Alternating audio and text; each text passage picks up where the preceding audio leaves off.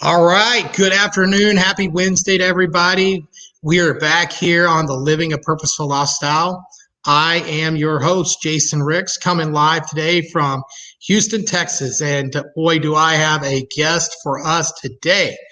I got to tell you, I met today's guest probably about three and a half months ago, and this guy exudes energy and living with purpose and passion, and his favorite line of being intentional. So, welcome to the show, the Brian Sexton, the intentional encourager, and I'm so thrilled to have you today. But welcome to the show, Brian.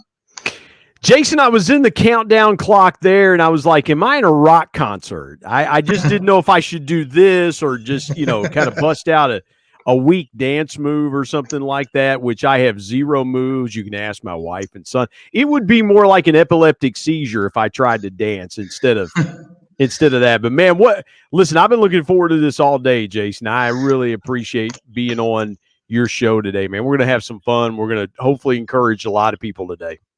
Yeah, so you have your hands in so many different buckets, and one of the things I admire about I got my hand on a baseball right now that's on my desk. That's kind of my stress reliever. So I kind of spin it around my hand or something like that. So if you see me holding a baseball or something, it's just a nervous habit, I guess, man. I don't know. Yeah.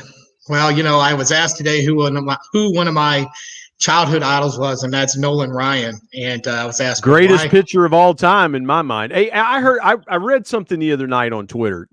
I wanted to bring this up. Nolan Ryan was so dominant as a pitcher. He had 5,746 strikeouts. I should know that. 5,746 strikeouts. He had 324 wins, 7 no-hitters. Do you know how many one-hitters Nolan Ryan had? How many? Nolan Ryan had 12 one-hitters. He and Bob Feller are tied for the most one-hitters. So you think if he converted 30% of those one-hitters to no-hitters, he would have 10 no-hitters. That's insane. He would add 3 more no-hitters to that total. The greatest pitcher of all time. I don't care what anybody says. The numbers don't lie. And here's something that I found out, too. In 1974, Nolan Ryan, I think, had 24 or 28 complete games. It was something staggering. You know how many complete games there were last year? It was less than that in Major League Baseball, in all of Major League Baseball. And Nolan Ryan in 1 year had more complete games than they did in all of Major League Baseball. What an incredible man! What an incredible talent. The thing that I love about Nolan Ryan was, dude was 45 years old and still throwing 95 miles an hour and had one of the most dominant changeups you'll ever see, and a 12-6 curveball for those that are not baseball fans. It started here and ended up at your knees.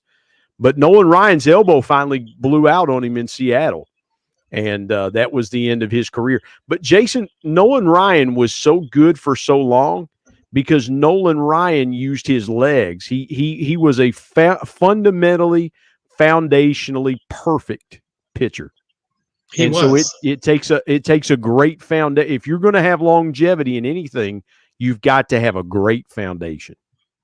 Well, and the reason that I love Nolan, growing up in Texas, obviously I saw him pitch in Houston and then also up in Arlington. Yeah, and so but the reason that I took to him was I always saw him as a blue collar, hard work, dedicated.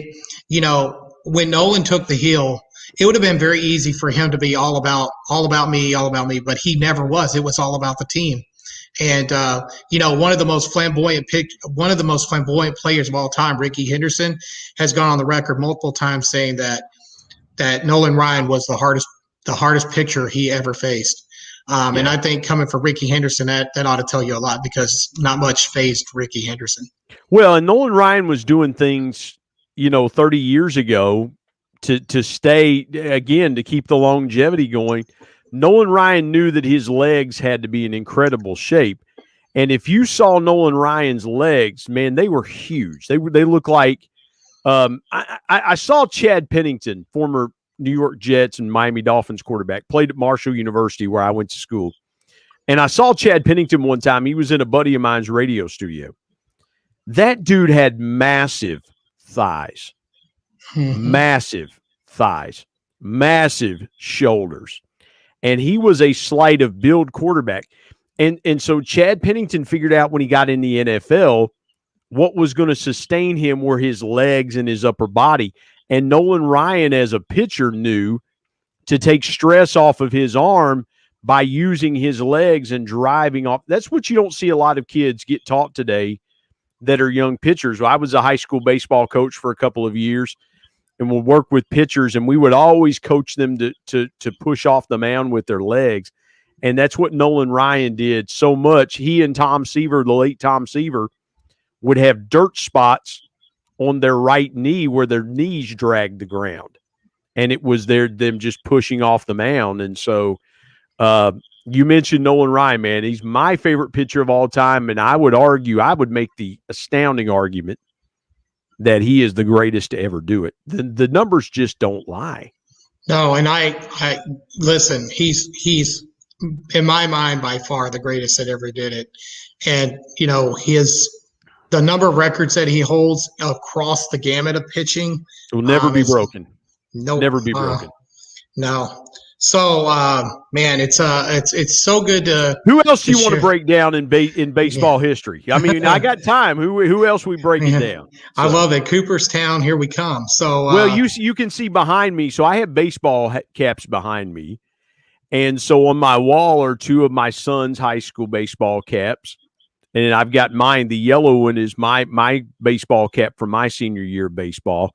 And then I've got a cap that I'll talk about here in a little bit that's even more special to me. So that's awesome. Yeah, I spent 2 seasons helping coach my son's high school baseball team and really enjoyed it. And so yeah, and behind me in one of the pictures next to my picture with Lou Holtz is my 15-year-old all-star baseball team. So I was a pitcher and outfielder on an all-star baseball team when I was 15. So that was the highlight of my baseball. Well, I take that back. I was undefeated as a pitcher my senior year of high school. I was 2-0 my senior year. So that was a long time ago. You know, what's interesting is I love playing baseball. And as many people that know, I talked about my uncle who passed away last Friday, and I was at the my condolences to you.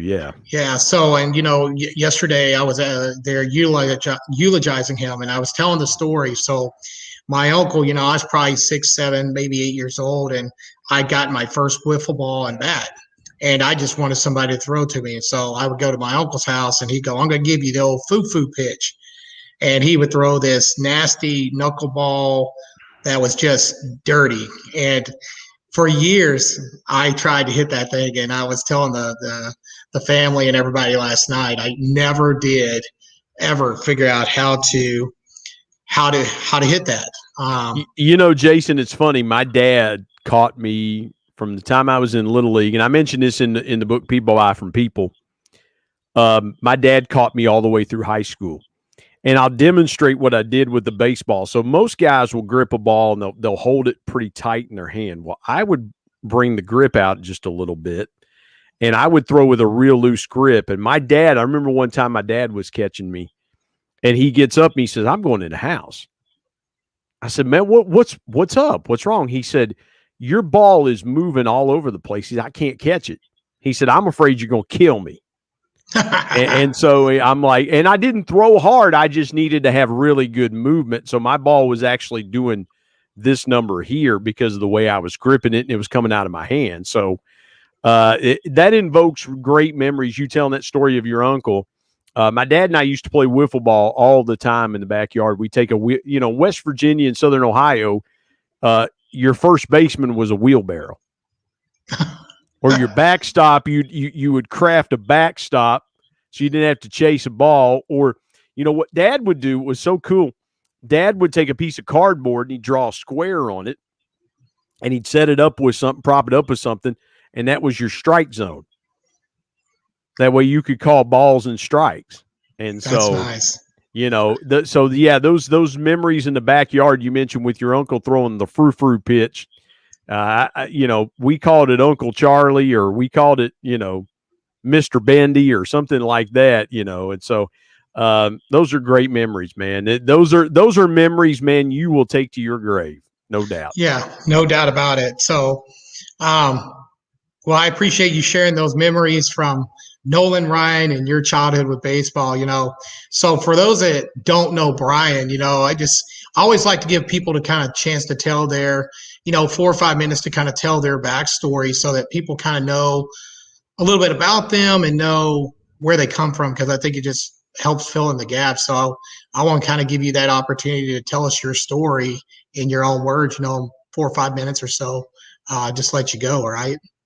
Well, it all started in 1971 when two people fell in love and got married.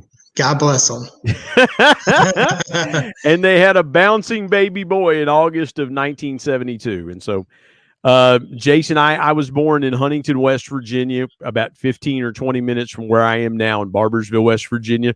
For those of you that don't know Huntington, it is the home of Marshall University. Go Herd. You see some Marshall memorabilia behind me. That's where I went to college and grew up there in Huntington, in the Huntington area. Moved around a little bit, but basically in this region, Huntington, Parkersburg, which is about 2 hours away. Spent a little time in Indiana, but mostly from the time I was about 7 years old on, I've lived in this particular region of West Virginia. We call it the tri-state area. It's West Virginia, Ohio, and Kentucky. Southern Ohio is about 30 minutes away. Northeastern Kentucky is about 30 minutes away. So just grew up in this area, went to Marshall University and studied marketing. I started out, Jason, I was going to be a broadcast journalist. So maybe had I not switched majors, I might have been the voice of somebody, but switched majors, got a job in a newspaper in the sports department. That was an interesting story there. So for my 18th birthday, I won tickets to the Cincinnati Reds and San Francisco Giants. It was August 13th, 1990. And if you're a baseball fan, the 1990 Cincinnati Reds are still the only team to lead from the start of the season to the end of the season. They went wire to wire. And so we were down there seeing them play the Giants. My dad saw a guy from the local newspaper, the assistant sports editor of the newspaper. He said, "You need to go down and introduce yourself to him." Well, little did I know that he and my dad were 2 years apart in high school. And so my dad helped me get a job in a newspaper working in the sports department. So I had a job in a grocery store, a job at a newspaper part-time, and I went to Marshall University and tried to have a girlfriend so I had a lot on my plate then. And so I switched from broadcast journalism to print journalism, and then ultimately made the switch to marketing. I got my bachelor's degree from Marshall University, spent 15 years in the food service industry, working for two of the largest divisions of two of the largest distributors in the United States. At one time in my sales career, over my lifetime in sales, I've managed anywhere from $100 to $150 million in business at one time that I was directly responsible for managing and obtaining. 15 years in the food business, another 3 years in higher ed, spent nearly 4 years in the heavy duty rotating electrics industry, which is starters and alternators for trucks and school buses and things like that. So the last 5 years, I've been in pharmaceutical and specialty pharmacy and patient access. So it's my story in a nutshell. I have a almost 21-year-old son, Bryce, who's a sophomore at Marshall University. My wife, Tanya, and I have been married almost 25 years, be 25 years in October. I'm a musician, a minister at my church, host of the Intentional Encourager podcast, author of the book People Buy From People.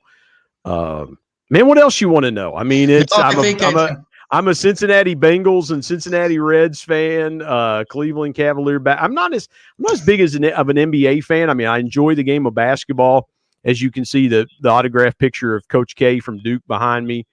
I'm not as I'd tell you something cool. I played cornhole once with Mike D'Antoni, former coach of the Houston Rockets. Nice. Yeah, Mike's brother Mark and I are good friends. Our kids went to Christian school together. And his brother Dan is the head coach at Marshall University for the basketball team there at Marshall. So, yeah, that was cool getting throwing cornhole with Mike D'Antoni. That was kind of Brad Norwood would like that. That was a bucket list thing, man. Yeah, no lies. Like he would think that right there would impress Mr. Norwood. So I do have a couple of things there, nuggets that I want to kind of peel back a little bit. So, you talked a little bit about basketball, professional basketball, I have a really hard time watching the NBA because the NBA has allowed the game to move from being a team game to being a superstar game. And so when you have this, and with me being all about teamwork, I just am not. There's no interest to me when you run down the court and you just try to throw a three up, or there's just what I'm talking about. And everybody thinks, Jason. Here's the thing: everybody thinks that the NBA, this superstars aligning together, is a new concept. And I was telling my son last April when The Last Dance came out about Michael Jordan and the Bulls. I told him, I said, son, you got to remember the greatest player of all time didn't win anything until he got some help. That's right. I said, when Scottie Pippen came and then they traded Charles Oakley to the Knicks for Bill Cartwright, and then they got Horace Grant and they got John Paxson. They got Rodman. Steve Kerr. Yeah, Rodman. Well, that was the second three-peat that they pulled off. And so I told him, I said, even Michael Jordan had to have some help. Even Magic Johnson and Kareem Abdul-Jabbar had to have. Here in West Virginia, one of the great West Virginians of all time is Jerry West. He's the NBA logo. Jerry West was born in Cabin Creek, West Virginia, about an hour from here. And even Jerry West, the only man to win the finals MVP from a losing team. Only person to ever do it. And that's so incredible. That tells you what kind of – the only championship that Jerry West won with the Lakers was when they got Wilt Chamberlain. So to your point, Jason, great individuals cannot do it by themselves. That's right. And so that's one of the reasons that I enjoy watching a good college basketball game. Being from Omaha, Creighton is there in Omaha, and they've got a great point guard in Zagorowski, and he gets everyone involved, and it's been a lot of fun to watch those boys play basketball. You know what's interesting? I'll share this with you. So growing up a Marshall fan, my senior year in high school at a little school called South Point High School in South Point, Ohio, our coach my senior year was a guy named Rick Huckabee, who was the head coach at Marshall for several years, was an assistant at LSU, and came to our school as a senior. The guy that replaced Rick Huckabee at Marshall University for one season was a guy named Dana Altman.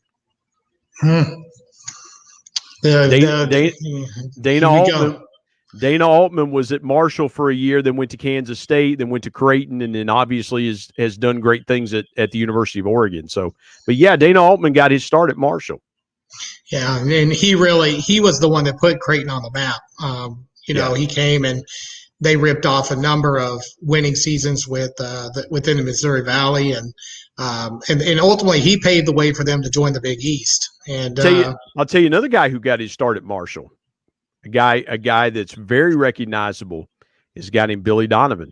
Billy Donovan's first head coaching job was at Marshall University. So did he go from there to Florida, or did he have went from there to Florida, and then from Florida the Oklahoma City Thunder, and then he's in his first year with the Chicago Bulls. And actually on the Intentional Encourager podcast, we had former Marshall and former UCF head coach. He's now the head coach at Stetson University.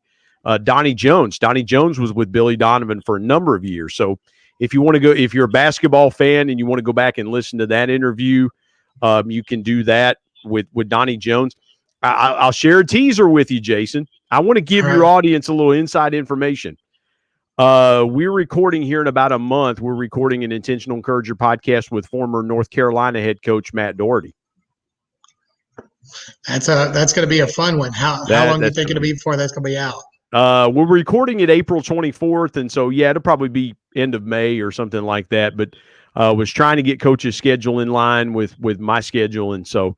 But yeah, we're going to have Matt Doherty on the Intentional Encourager podcast. I think it's going to be fun. And Coach Jones helped facilitate that. So keep your eye on Stetson, man. Donnie Jones is going to do he's going to do a great job at Stetson University. That's awesome. So to transition or pivot away from basketball, now you had mentioned you're a we Bengals can't talk fan. We can't talk basketball, or okay, you want to talk Bengals now? Okay. Yes, because when you said this, I'm like, I have to ask him about this because let's be honest, being a Bengals fan, having lived in Central Ohio at Columbus for roughly 3.5 years, I was there long enough to, Ohio State's, so good that it Yeah, has really puts. that's the third professional team in Ohio. You know that, right? Yeah, well, I thought they were number one, and the other two were behind Ohio Well, State. that's yeah. But the thing of it is that I have a number of people that I worked with that are huge Bengal fans, and Yeah. it was always Monday mornings during football season was always one of those that I kind of look forward to because don't get this the wrong way, but there was this level of humor to me because the Bengals would always find a way to beat themselves. The Bengals had Pittsburgh beat. I think this was probably 2016 maybe season. Maybe it was 15 playoffs. Yeah, basically the Had to Bengals go there, didn't you? Well, they had a beat, and then Burfict pulls a bonehead, and he tries to break Le'Veon Bell's leg. Yeah, and then Pac-Man Fever and Joey Porter kind of mix it up at the middle of the field, and Joey Porter's an assistant coach, which again I never understood why the NFL or Mike Tomlin or the Steelers didn't chastise it. I mean, Joey Porter had no business on the field. No, zero business on the field. But again, that doesn't excuse what Vontaze Burfict and Adam Pac-Man Jones did. And again, people talk about the Bengals being snake bitten, and it's like, well, that's, that franchise is cursed. Well, if the franchise is cursed, then tell me how you go in 16 years that Marvin Lewis is there, you go to 8 playoffs. I mean, everybody talks about the Bengals not winning a playoff game, but you have to get to the playoffs to be able to win a playoff game. That's right. And it's hard to get to the playoffs. And so Jason, here's the thing. I love it when people try to tear something down without any facts or logic. That's right. And I actually got into a kind of a Twitter war one time with a guy from Sports Illustrated. He's now with ESPN. A guy named Jim Trotter. He was talking about that. I said, look, you've given no facts. I said, here you are a journalist, but you have no facts. You've got to get to the playoffs to win playoff games. And in their division in the AFC North, it's the hardest division in football. And they've ended up winning it 2 or 3 times in the last 10 years. And so at the time they played that game, you realize at the time that they played that game with Pittsburgh, that Pittsburgh had the same number of wins, playoff wins in that time period as the Bengals did. Really? Yeah, in that 10-year span, Pittsburgh had the same number of playoff wins the Bengals did. See, and and so again, when you talk about that, whether you're talking about sports or anything else, if you can't come to me with some facts, we can't have a conversation. Nope. If all you're doing is sharing your opinion, everybody's got one. And if you can't come with some facts, then we can't have a good conversation because your mind is clouded with things you think are true, but they're not true. And so, the future looks bright for Cincinnati. Joe Burrow is going to come back. Kid's a stud. He's from Athens, Ohio, just right up the road here. Athens well. And, great. I think really good things are going to happen to the Cincinnati Bengals. The Zach Taylor's a good guy, Nebraska guy. So, everybody, out there is going to love that. And so, but yeah, did Andy Dalton win as many games as he did with Jerry Boyce? That's a good question. Let me tell you something about Andy Dalton. If MVPs were given it to the quality of an individual, Andy Dalton would be a Hall of Famer. I agree with that. The things that he did, he and his wife Jordan did in Cincinnati were just incredible. The dude is a Christian, a Hall of Fame guy. You can't ask for a higher character guy. And in Cincinnati at that time when they drafted Andy Dalton, they were in the midst of guys coming in. They were kind of the laughing stock of the league because of how many guys got in trouble.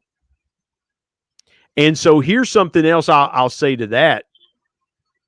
You realize the Pittsburgh Steelers from 2010 to 2020 had more guys suspended by the NFL than the Cincinnati Bengals did.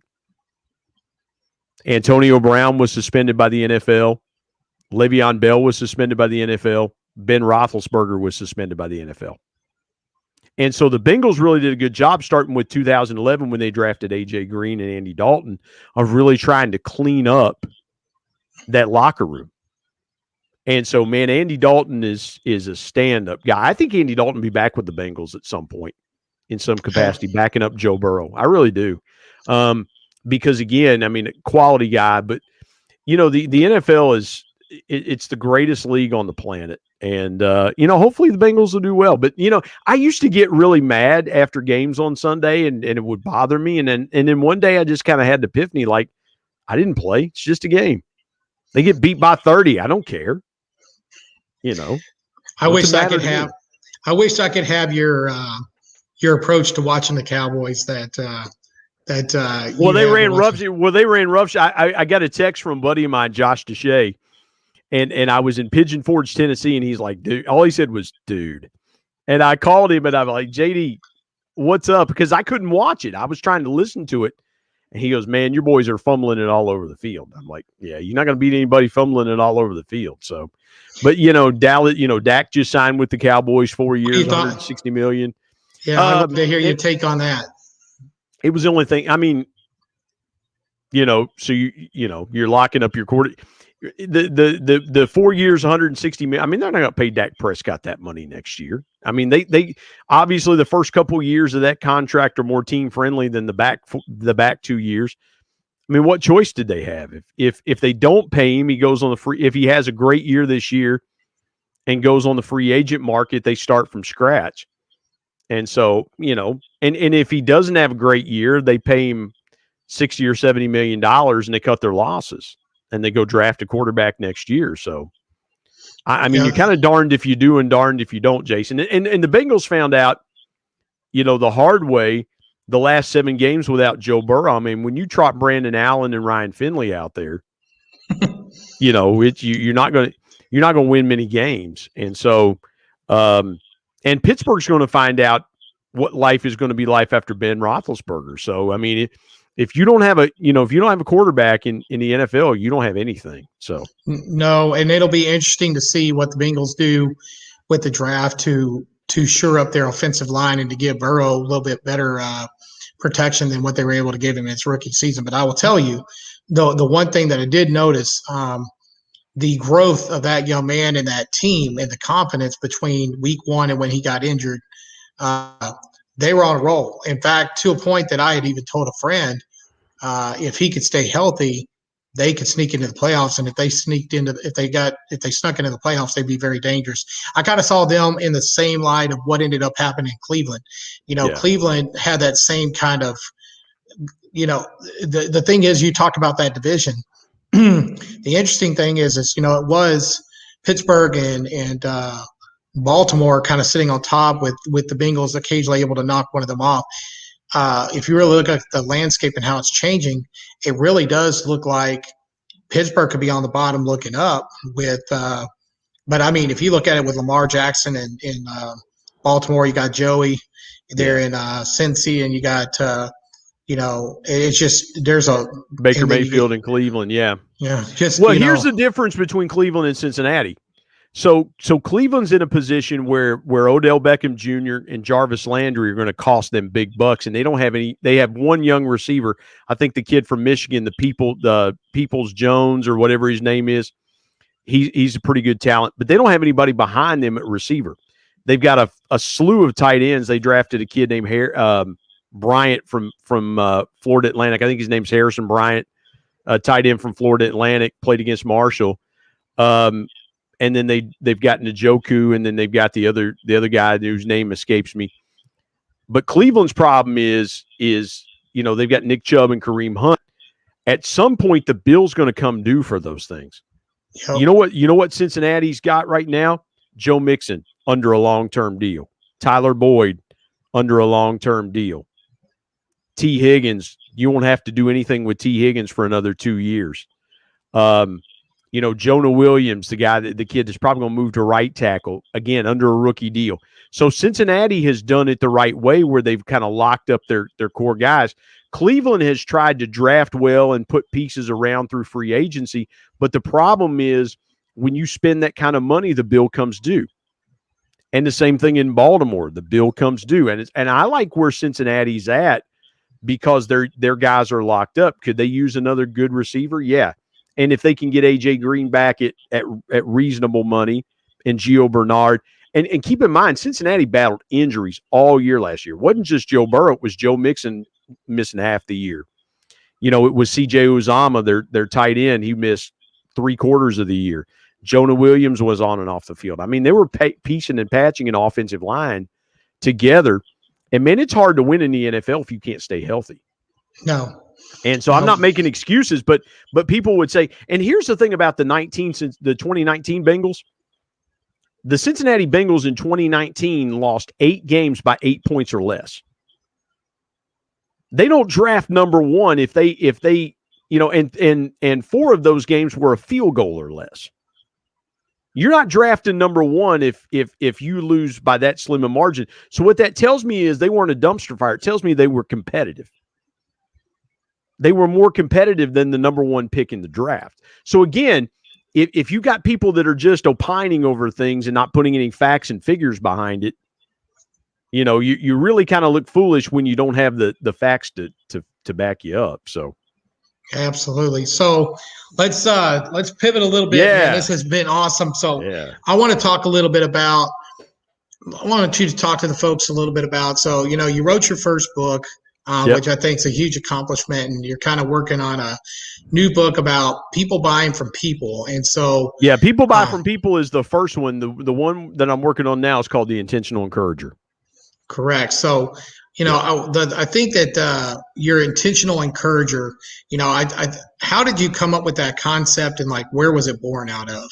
Oh man. Well, I was looking, I've done live radio for the last 18 years, have done play-by-play sports work and things like that. I've done a pregame show for an iHeart company around Marshall football. And I did something cool last year before the pandemic, Jason. I got to broadcast from the Reds Caravan, and so I interviewed Eric Davis, Aristides Aquino, Buddy Bell was there. We talked to the general manager of the Reds, talked to the owner of the Reds. So there was a lot of guys that I got. Eric Davis was the coolest, man. I got to meet Eric Davis was a hero of mine growing up, and so that was really cool. I told my wife, I said, if you miss that picture, I'll kill you. Don't bother coming home. And she got a great picture of me and Eric the Red. But I always thought that before you go into this, and I want to get right back to it, but I have to tell you, as a Astros fan and all that, I would watch him, and the Braves fan, I would watch him on. He always seemed to have because of the way he held the bat, it always felt like he was hitting with one of those little bitty souvenir bats you get. Like it just always looked so little in his hand. And then I saw him play down in the Astrodome as a kid, and what I realized was the bat wasn't that little; he was that massive.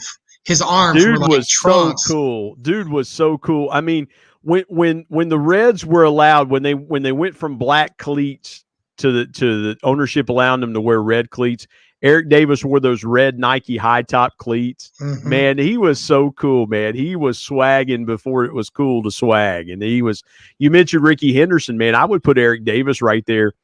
Eric Davis hit leadoff all the way through cleanup and fifth for the Reds for the number of years. That was so cool. But Jason, to get back to your point, I had done live radio for a lot of years, and I had people say, you should do a podcast. I thought, well, I could do a podcast on sales. I could do a podcast on sports. I could do a lot of different podcasts. And Jason, I was on LinkedIn and I looked around one day, and there are tons of my friends that are great influencers on LinkedIn. And I looked around and I saw a lot of expertise, but I saw very little encouragement. And so I thought I can fill that void. And so that's how the Intentional Encourager was born, because intentional has always been a word of mine. I don't say anything kind of offhanded. Everything I say and do, I have a lot of intention behind it. And so, the Intentional Encourager was born from that trying to fill that void. Because here's what I know about encouragement. Encouragement, number one, is universal. And two, every person on the planet will take encouragement before they take expertise. Here's why I say that. When you have a person that is struggling with something, the last thing the mind can take in is expertise, because the emotions are flooding a person. If you got somebody that's out of work, emotionally, they're just trying to pick themselves back up and get back to work. That's right. And so they need encouragement to open their mind so they can receive expertise. Expertise does not work in a closed mind. Encouragement does. Encouragement is the key that opens a closed mind. And so let me tell you something, man. I've tried to give advice to people, and 9 times out of 10, the times that I've given encouraging advice has been the times that they've received it. And so again, that's what I thought. And here's the goal. Here's the goal, Jason.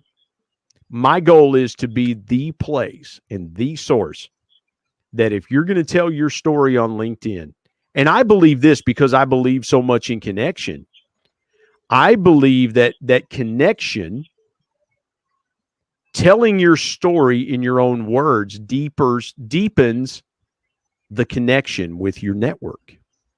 And so I want to be the place on LinkedIn that if you've got a story to tell, I want to be the place you tell it. And so, man, we have been so blessed to have you and just incredible influencers on that platform. A friend of mine was telling me, he's like, man, you've had some rock stars on there, and we got more coming. And it's just been through, and there are some people that I've swung and missed at. A couple weeks ago, man, we were without power. We were without internet. And so I had to cancel, and those haven't come back. And it's disappointing. But I'll say this, Jason, there's a simple rule that I have. And that's this: I don't chase people. Nope. It's not worth it, right? I don't chase people. And so, we lost a couple of interviews that may not come back. Okay. I think they'll come back eventually, because I think what we're doing, I think what we're doing is worth doing. And I'll continue to die. I'll die on this hill of intentional encouragement. I'm telling you, I'll die on that hill. And I believe you. But it really simple as that. Being intentionally encouraging is a way of life for you, right? Like you get up and you just live that way. And so what happens is that for you, living outside of that value system is not you. And having gotten to know you so well, I know that's how you are fulfilling your purpose, God's purpose in your life. And, I was having this conversation with somebody actually earlier in the week, and they were asking me about it. And it was a really, really solid conversation. And he was asking me about it. I said, look, for me, it's about, I'm unapologetic about my faith.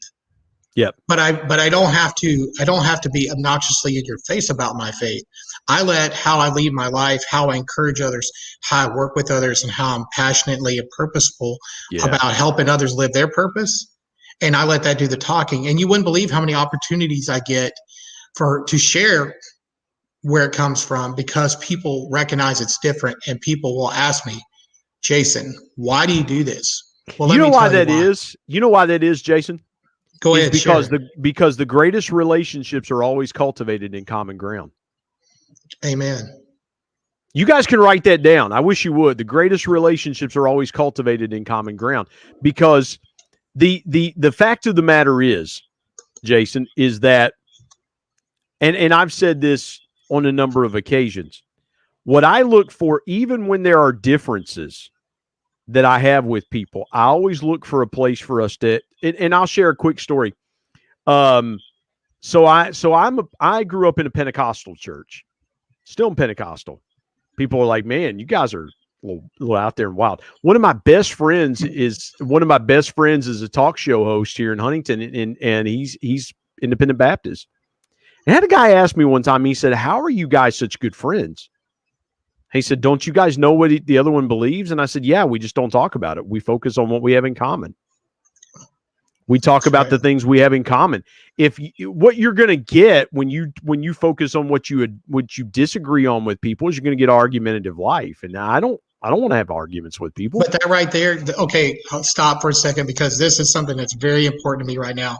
That is the heart of division, which me and you could get into a 2-hour show right now about division in our country, and it is born and bred in exactly that.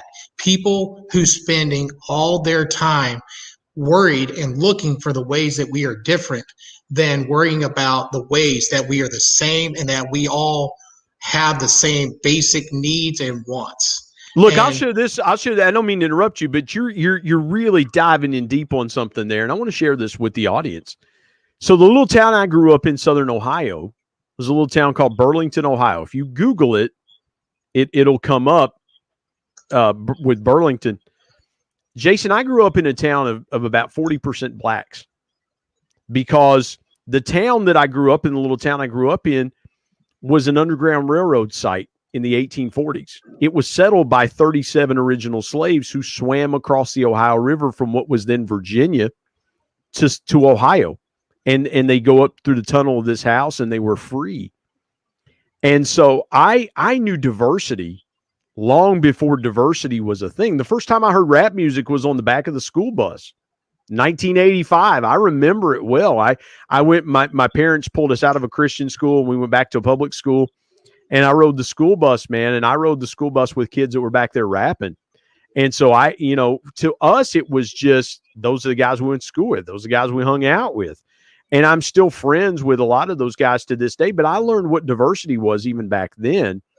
And I embraced it back then because you didn't know any different. There's just kids you hung out with.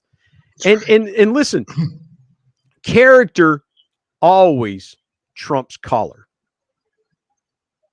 Character every time always trumps color. I don't care what color a person is. I don't care what race or creed or religion a person is. If you're a person of character, I want to align with you. It's exactly. If you're a person of purpose, I want to align with you. And I could care less. And so you're 100% right. What we're doing today is we're focusing on things that we're different instead of finding ways that we're similar. And so again, it's because people have a different purpose. Their purpose is to create division, Jason. You're 100% right. They have a specific purpose, and it's to create division. Their purpose is not to bring together. It's to create division. And so I love what you're doing with the purposeful lifestyle, because I tell you something, man, one of my pet peeves is the word passion. I don't wake up every morning passionate. I don't wake up every morning just like, hey, it's another day. Most mornings I wake up, my hip hurts, my shoulder hurts, and I go, it's another day. But you know what? From the time my feet hit the floor, my purpose is, this is what I got to do today. This is where I got to go today. And so when you operate in purpose, then you know what's really important.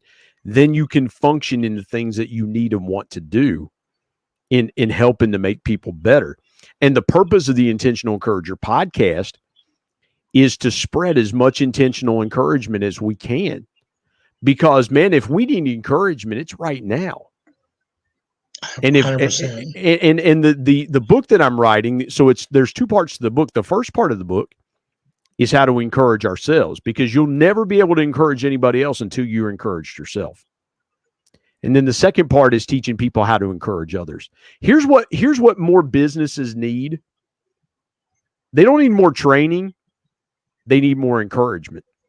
If leaders will begin to encourage their people, Jason, they will see a transformation in their business, because encouraged people are empowered people.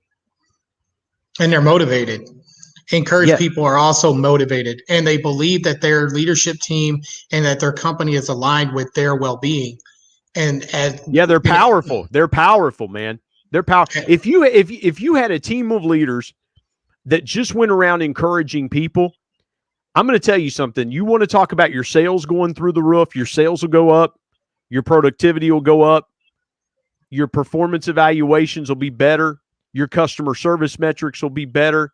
You will have a rock star business if you'll just do one thing, and that's encourage your team every day. Go in, and I'll share this with you, Jason. Man, I got to go. Please, if you don't mind, I got to go here for just a second. No, let's go there. Let's go. Do you know that there's a vast difference between appreciation and value? Absolutely. Because and I'm going to share this with you. You know, we have become a society of appreciation, but we've forgotten how to value people. And I'm going to make this analogy to you. I had a dear friend of mine. I was sick to my stomach last Thursday. A dear friend of mine that has been good to me, Dr. Jay Cox. His episode 50 on the Intentional Encourager podcast. Jay and his wife Susan and their son Caleb lost their house last Thursday to a fire. Everything gone. And Jay told me, I saw him on Friday night. We had a basketball game, and Jay's son Caleb's a senior, and he was walking through, and he said, Brian, he said, I didn't even get to grab my wallet and cell phone. Now, those are valuables to me. Mm-hmm. If something happens to a fire, I'm grabbing my dad's watch, I'm grabbing my wallet and the cell phone, because those are things I don't want to burn up in a fire. And I said this to our buddy Brad Norwood. He was talking about trips. I said, trips don't burn up in a fire, you know? And so those are valuable things. But what happens is we accumulate appreciation instead of really honing in on what's valuable about people that are in our companies. And I'm telling you this, if you'll spend 5 minutes a week going to somebody on your team and say, let me tell you why you're valuable to this team, you will light it. As we say in West Virginia, Jason, you'll light them up like a Christmas tree, man.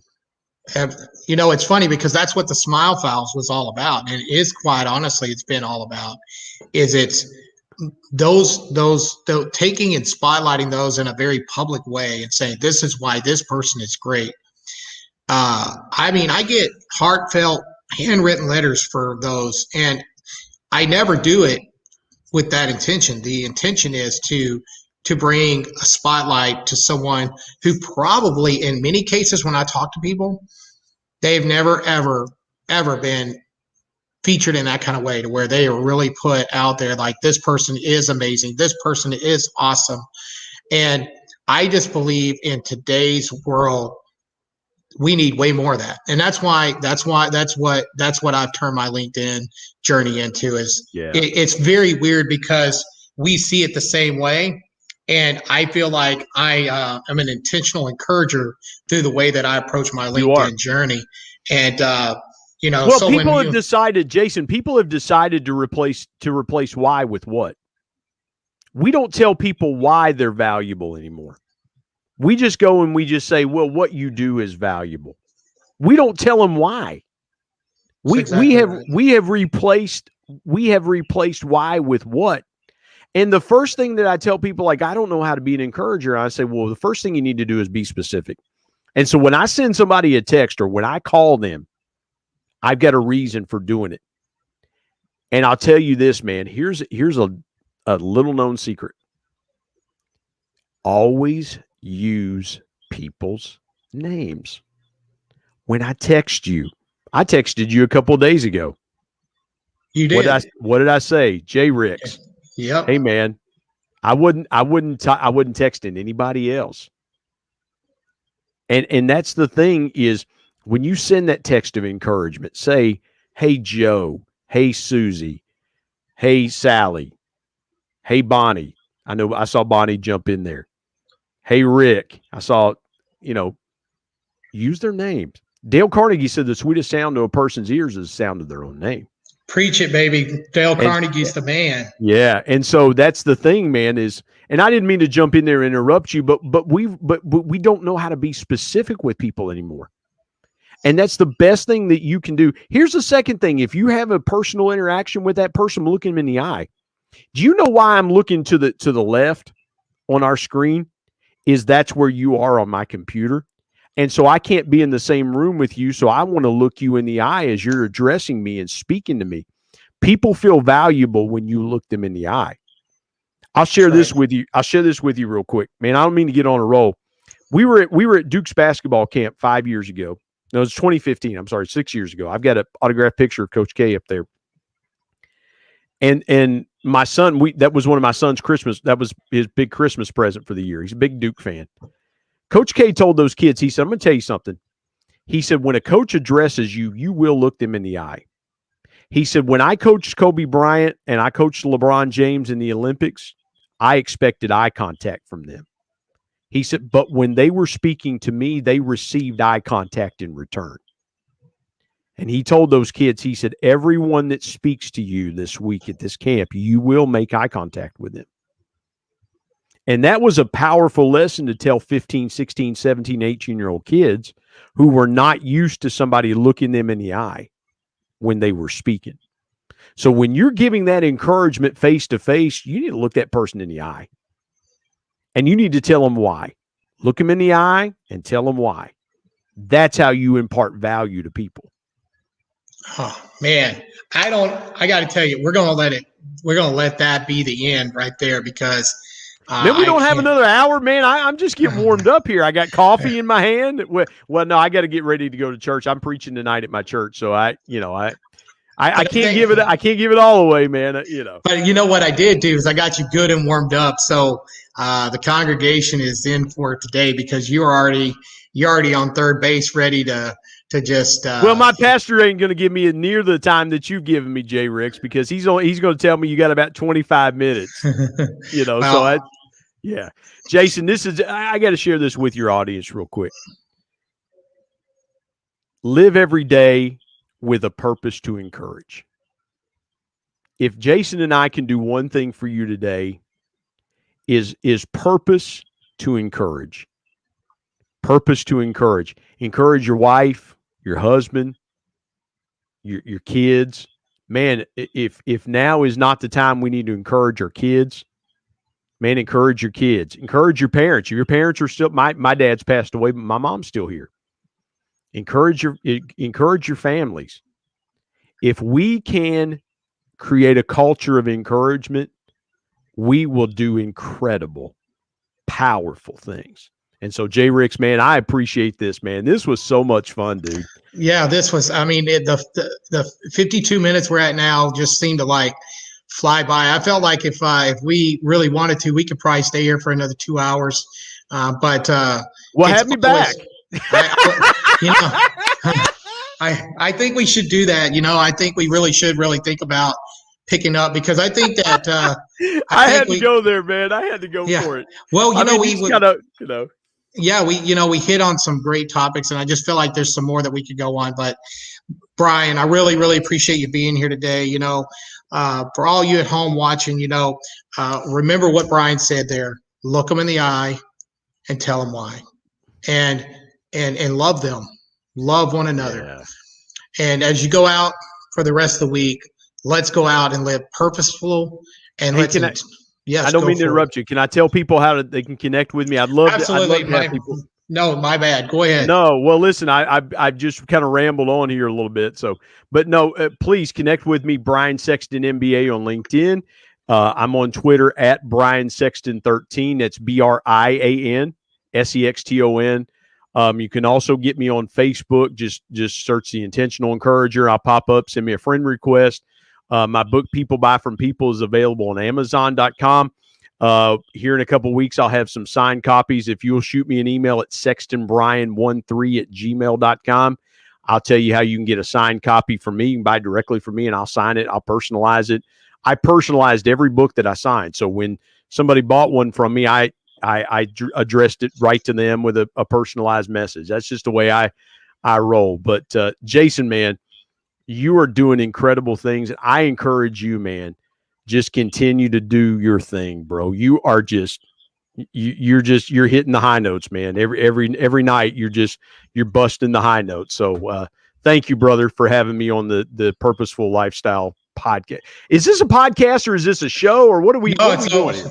Yeah, so it's a show right now, but I have all this in perpetuity, right? So now I'm working to get like a streaming service. Forgive me for butchering that so badly then. No, it's okay. Well, it's been It's my own fault because it's been very, but what I will do is take so you're episode 10. So my plan is to take all those 10 episodes and to load them onto podcast platforms so that people can enjoy them in perpetuity. So, just call it the Eric Yelding episode. Didn't he wear 10 for the Astros? Yeah, that's right.